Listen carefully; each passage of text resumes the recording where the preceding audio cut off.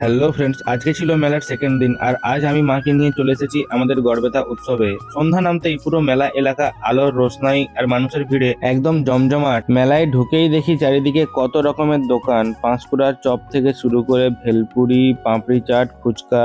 মানে আজকে diet officially cancel. তারপরে মায়ের সাথে চলে গেছিলাম একটা গয়নার দোকানে, যেখানে মা কিছু অর্নামেন্টস দেখছিল। তার ঠিক পাশের দোকানেই দেখলাম এরকম ছোটা ভীমের পুতুল, যার কিনা ঘাটটা এমন ভাবেই মটকে গেছে মনে হচ্ছে জীবনে অনেক কষ্ট দেখেছে। আর মেলাতে যদি 10 টাকার কোনো স্টল বসে আর সেখানে মেয়েদের ভিড় হবে না, সেটা হতেই পারে না। আর একটু এগিয়ে যেতেই দেখলাম যে কুকুরগুলো আমার দিকে তাকিয়ে ঘাড় নেড়ে বলছে যে দাদা, আমরা রোজ তোমাদের ব্লগ দেখি। এটা শুনে লজ্জা পেয়ে আরেকটা স্টলে এসে দেখি যে এখানে আবার বেলুন ফাটানোর কম্পিটিশন চলছে। তার ঠিক পাশেই আবার অল্প দামে কত সুন্দর সুন্দর কুর্তি টাইপের জামা বিক্রি হচ্ছিল।